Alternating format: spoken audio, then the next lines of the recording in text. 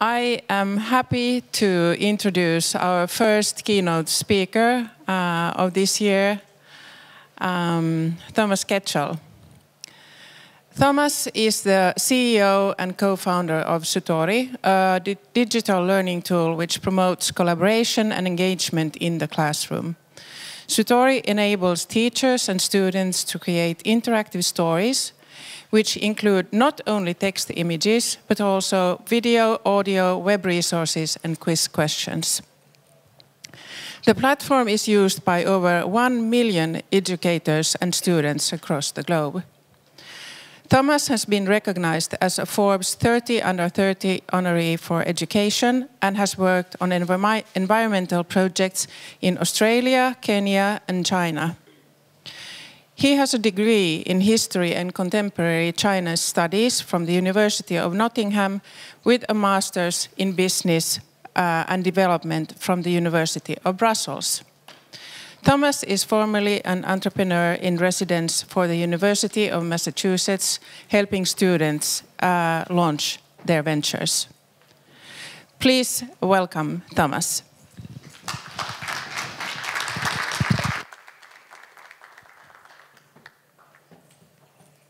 All right. Let's turn this thing on. Can you all hear me? Yes. All right, perfect. So good morning. And thank you, Susanna, for the great introduction and for the welcome to Arcada. So yeah, the whole event is about my future work, and I thought for this talk I would just talk about my journey as an entrepreneur and how I came across the idea of work and how I built my own work through becoming an entrepreneur. And so, as was already said, my background, I did history and Chinese studies. I worked in a multitude of different countries, and I also co-founded Sutori, and then another company, Curvo, which I'll talk about at the end of the presentation. But my journey really started as a teenager when I was fixing arcade machines. So I learned all about motherboards and wires, and I used to take arcade machines, fix them up, and then sell them at a profit. And I was only about 12, 13, 14. And then I also just loved video games at that age, so I actually fixed PlayStation 3s and then sold them as a profit. I then created game websites, and I sold one before I was 18. And so that was my first foray into becoming an entrepreneur, was the fact that I wanted to create something and then sell it for a profit. However, everyone thought I'd study business, but I ended up studying history and Chinese. Why? Because I really wasn't sure what I wanted to do, and business as a field to study didn't really actually interest me. I didn't really want to know about the theory of business. I just liked creating things and selling them. And I loved history, and I wanted to learn Mandarin, so it kind of made sense to kind of study that. And then I graduated, and I remember my parents being very worried. What's he going to do with a history degree? What is he going to end up? Everyone thought I'd become a teacher, but I was really more stuck into what do I want to do with a liberal arts degree. And it was more like I learned so many things doing a history and a Chinese degree that I think I could apply them to the real world. And so somehow I ended up working in biogas. So this was in Kenya, so I raised money in the UK, moved out to Kenya for a year, and then there I built these biogas systems. So we'd take cow dung, put it under the ground into a container, and then it would come out as fertilizer, but also gas for cooking. And so we did it in rural communities in Kenya. We provided cooking gas for around 6,000 people, and now they're not reliant on cutting down wood and trees. And so I had no engineering background except fixing arcade machines, but somehow I learned how to do this, and we hired the right people, and I learned all about project management. And these were the actual systems that we built. And so this was to show that even with a history degree, I still managed to do something like this, which is completely left field and completely different. And I think that's some skills that you should also realize, is that your degree is so much more powerful than what you think. So you shouldn't just put yourself into a box. You should actually see all the opportunities that come with completing your degree. However, I did do a postgraduate course, and I did it in Brussels universities in business development, because at that point I was like, well, I actually do want to learn a bit more about theoretical skills and to gain more knowledge. And part of the course allowed me to go to China. I obviously had learned Mandarin, but I never lived in China, so I was like, I want to go and live in Beijing. And this was the scene I was confronted to every single day. So I was working for an environmental agency, and what we would do, we'd advise organizations like Greenpeace and come up with creative ways of telling a story. And one of the ideas I came up with was to talk about Beijing's air pollution and how smoggy it is and compare it to London in 1952. So this was the Great Smog.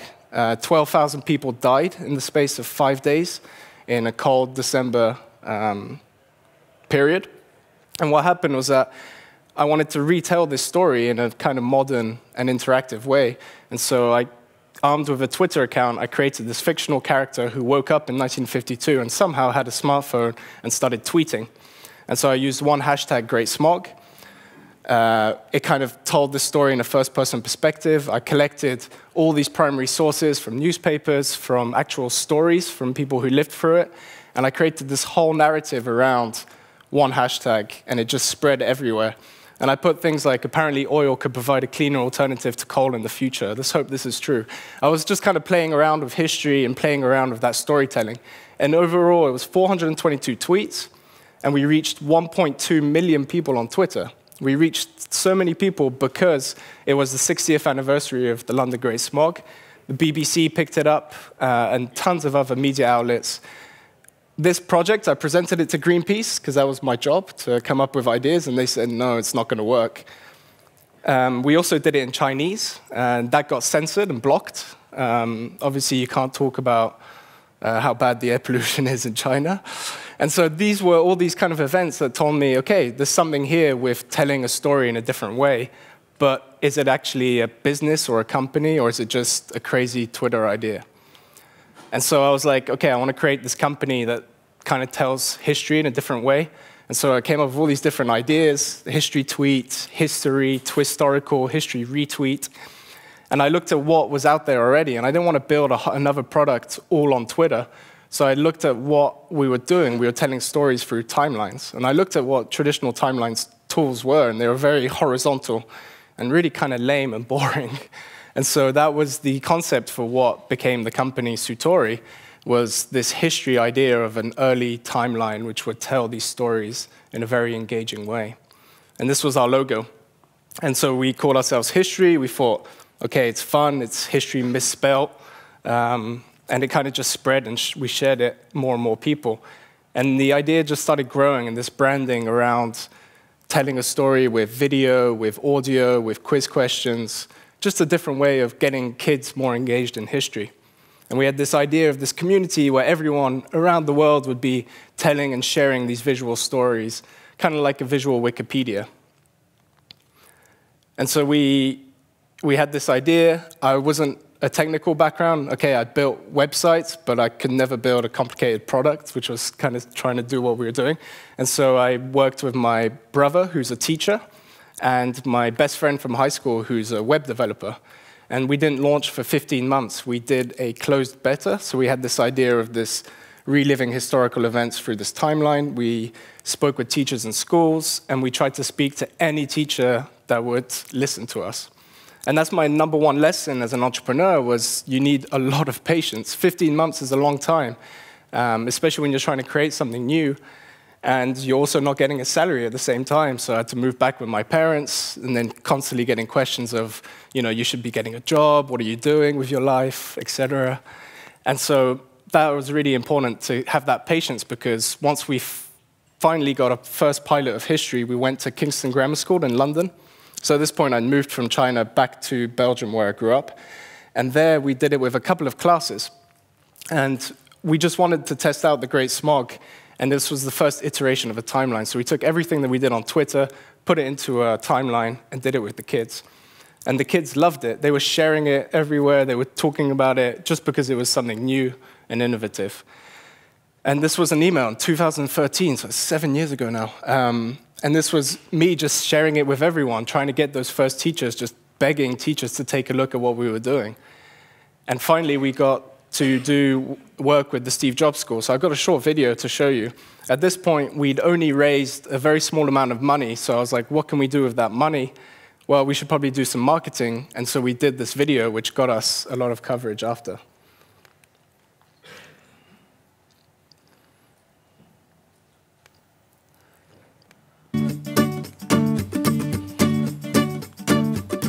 We're at Digitalis today in Almere in the Netherlands, which is part of the Steve Jobs schools.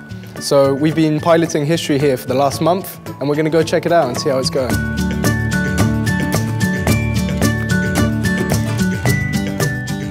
We started this school 3 years ago. At the beginning we always wanted to have a lot of digital learning systems. Past year we came in contact with Maurice de Hond, and he had planned a new way of education. He had an idea that we have to use a lot of iPads and a lot of digital information processing. The advantage of history is that I don't have to think by myself, oh, what I'm going to do next, because it's made by history already. So I can watch on the panel and I say, oh, this is the next subject, and I explain that to the children. They're very excited about history.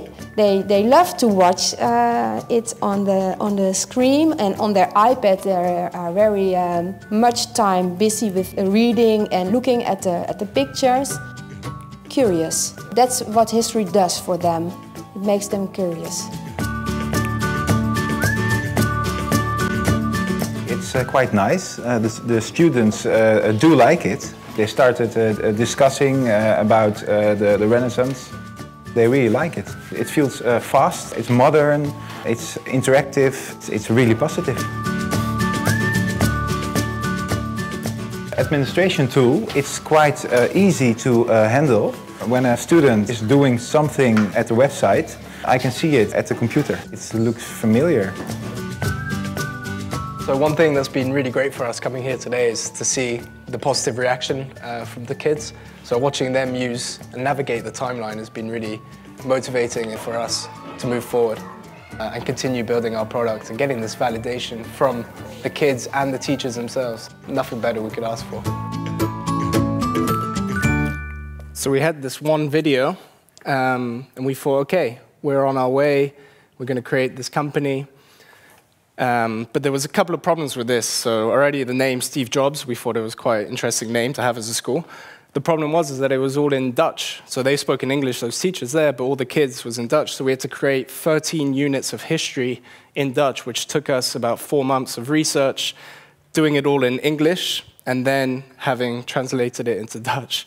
We had 60-odd students. The pilot went very well, but we realized we couldn't rewrite the whole of history with a very small team of 3 people.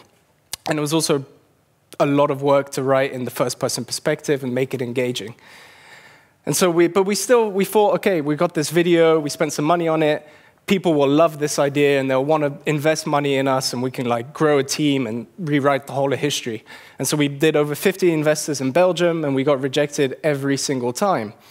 So at that point, we could have easily just said, okay, let's give up. Let's go get a proper job and let's stop trying to build this educational product. But we really believed in it, and so we looked to the US, and then that's where we landed in Boston, which is kind of the EdTech capital of the world, and it's an EdTech hub, primarily due to all the universities, and there's a lot of funding there. And so we just picked up our bags and went to the US. And so this was myself in the middle, my brother Jonathan, and my co-founder Joran, who's our developer. And so this was the lesson number 2, was that you have to surround yourself with people more talented than you. And in this is that we surrounded ourselves with people who had complementary skills. So for example, Jonathan's a teacher, so he can provide a lot of educational value that I didn't have. Joran's a web developer and an architect and engineer of software, so he could actually build a product a lot better than I could ever think of. And so we moved to the US, and this is what we were confronted to. We realized actually the problem that we were trying to solve in Europe was actually even bigger in the US, which I'm sure a lot of you are not very surprised by that. There was extremely low proficiency rates in history, geography, and civics. No surprise. And 42% of teachers kept saying there's not enough digital resources for them. And so what we decided to do was to really focus our message and be, we want to make history not just a solo activity, but make it collaborative, so make it fun and engaging for students. we realized that answering quiz questions in real time made students a lot more engaged, and we wanted to create a place where everyone could kind of tell a story with any type of media from the web. And so what we realized is that we couldn't be the ones to rewrite the whole history. It should be the students and the teachers themselves who do the presentations and then share them.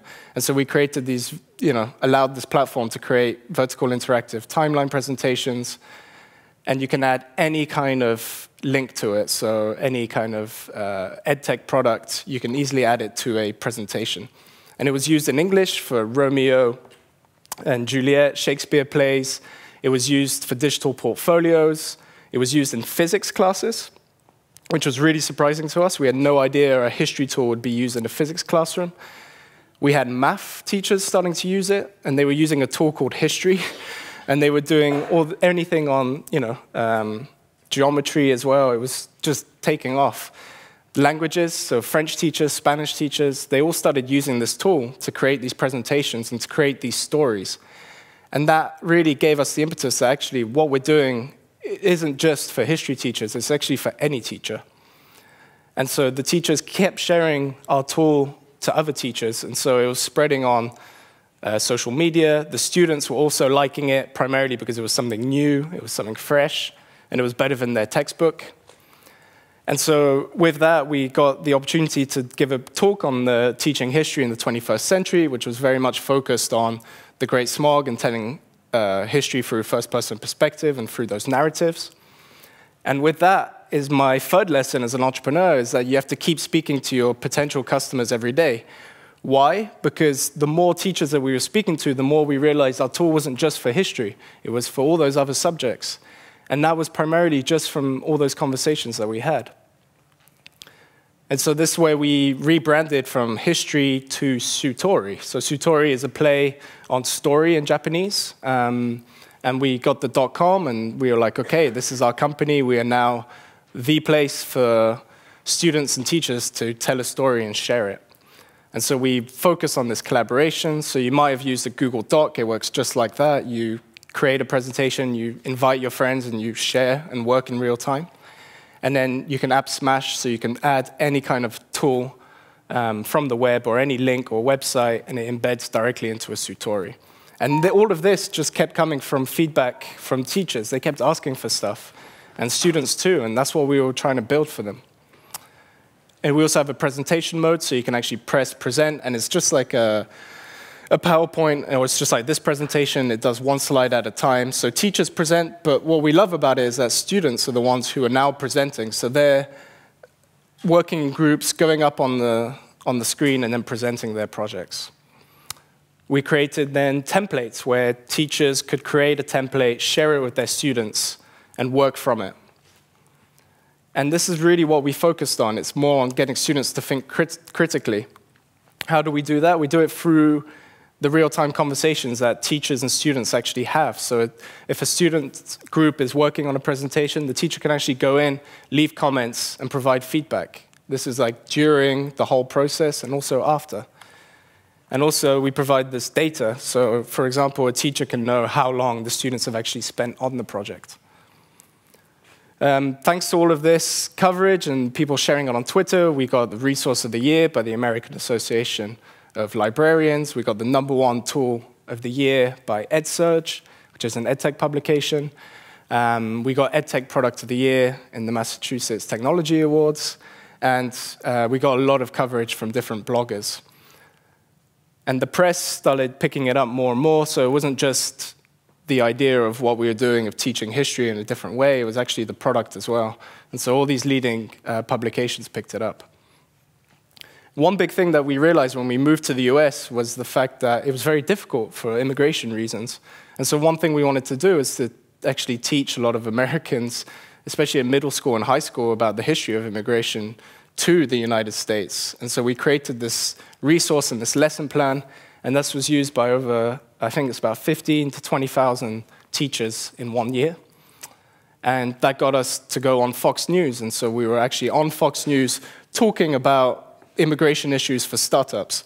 And that was a great coverage because it allowed our name to get out there more and for more people to see Sutori and to understand what we're trying to build. I got to go to the White House, which was great. I didn't meet President Obama at the time, but it was great to talk about immigration problems and to actually discuss it with them about how they should provide startup visas. And so the more coverage we got, the more people started using our tool. And so this was the BBC. And BBC.com, in their travel section, they actually used Sutori to create a history of the US national parks. And as you can see, it was spreading, oh, the screen's gone, but it'll come back. It was spreading more and more to more and more people across the world, and the BBC were just sharing and using the tool. And we got over 1 million readers on that timeline alone. So that was all great. We were, we went to the White House, we were on TV, we were on the press, we were getting more and more users. We had close to 500,000 users at that point. And we moved to San Francisco, and we went to Silicon Valley, because that's what a lot of tech startups dream about. And so we received investment from Intel Capital. It was a very small amount of money. It was $100,000. But it brought our total fundraising to $500,000 at that point. We really, really thought we were going to be a successful Silicon Valley startup at that point. And we all moved there. We had a team of 8. We tried then to raise $2 million to expand and grow our team. And unfortunately, we failed. And we couldn't get that money. Even though we thought we were doing really well, we were just competing against a lot of different products and a lot of different companies who were doing things which were better than us, or more successful, or had more potential. And so this was the actual idea of us living in San Francisco. It seemed great, but this was the reality. It was one small apartment which cost 5 times what I pay now in Helsinki, and it's very, very small. So we had bunk beds in a kind of hallway, and then we had other friends and startups who'd come and stay with us. So it was very kind of a small environment, but that was the reality of living out in San Francisco. And at that point, we said, okay, have we really failed, or have we just failed on one thing, which is to raise a lot of money and grow very quickly? And so at that point, we decided, okay, let's not get beat up about it, let's not worry about it too much, let's just focus on building our product. And that's the thing, is that my lesson for as an entrepreneur is that you will constantly get rejected for what you're trying to do. It's just part of the process, and it's very difficult at first to deal with it. But with hindsight now, everything that happened in San Francisco was also a great learning curve. And the fact that we stayed optimistic and asked our network, our teachers, our schools for help, that really helped us. And so at that point, the platform just kept growing. It didn't matter. We didn't need the money at that point, because we kept growing. We kept making money from our teachers and our schools who were paying us to use the software. And now we're at 1.2 million users. And this Sutori is now grown through 138 countries, but 80% of our users are still in US schools in K-12. So that's elementary, middle, high school. And we have a lot of higher ed institutions, including Arcada, who use Sutori now today. And so I moved, so that was the whole Sutori part of it, and I moved to Finland last year, to Helsinki, and it's quite different from the San Francisco Bridge, but it is a beautiful place. But when I moved back to Europe, one big thing that I realized, and I immediately saw a problem, was that as an entrepreneur, I was trying to set up my pension plan. I know pensions, it's always very boring to talk about, but I got really interested in it because as an entrepreneur, I didn't really have one through my company, because it's my company. I didn't really set one up, so I was trying to figure it out. And when I moved back to Europe, I realized the actual pension system is quite screwed. And I think that us and our generation, the millennials, we're actually facing a really scary financial future, because the state-funded pension systems in Europe are under increasing pressure due to the growing demographics. As we're getting older and older, and we're having less children, the system will eventually break. And so what we quickly realized is that maybe we could provide an option to help people, like basically us, with our pension, and to start investing, and to start preparing for the future. And so I'm launching a second product with the same co-founder, Göran, our technical co-founder, And what we're doing is that we're actually providing a way to passively invest your savings. And so you can start investing from 50 euros, you get a personalized portfolio, and basically we ask you a bunch of questions to figure out what you want to do, how you want to save, and then we charge a 1% fee for that. So this might sound crazy because you're like, okay, it's a guy who's done a history Chinese degree, who's worked in education, who's now working in finance. But that's the point, and that's also a lesson, is that you're constantly going to keep learning new skills. Oh, it's gone again. You're going to keep learning new skills, and you could always take new opportunities. And I'm actually back at school now. I've got to take some exams at the end of this month, which seems crazy to me because I thought I'd never have to do exams again, but I actually have to study, and I had to study over Christmas break. But that's all because this is all learning a new skill in a new field. And so we're launching that in 2020, as well as keeping Sutori running. So you'll still be able to use Sutori, obviously. And so that's my lesson number 5, which could be actually a lesson number 1, is you really need to find a problem to solve. So for us, seeing that pension problem was, okay, it's a very complicated issue, but there is a real problem there. And so are we the ones to solve it? Well, we really believe through our knowledge and our technical skills that we can actually solve it. And so to being an entrepreneur, my overall 5 lessons were obviously patience. It takes a long time to build something. Sutori has been, 2013. We're coming to 7 years in the process.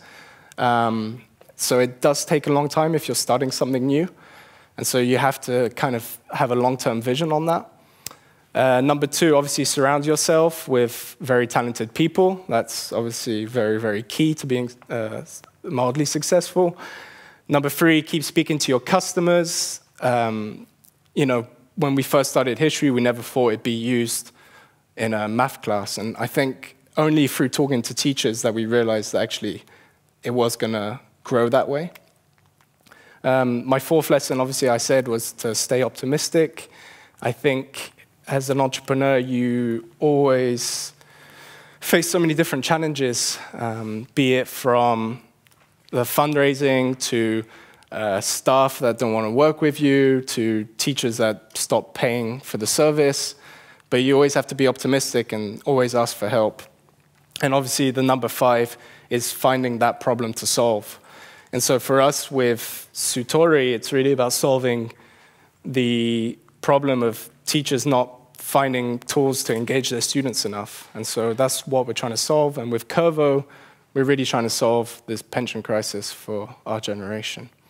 And so that was my presentation. I'm actually going to allow for people to ask some questions, so please don't be shy, and I'll answer any questions you have. And we got this catch box thing, which I've never used before, but apparently it works pretty well. So yeah, thank you very much, and I look forward to your questions.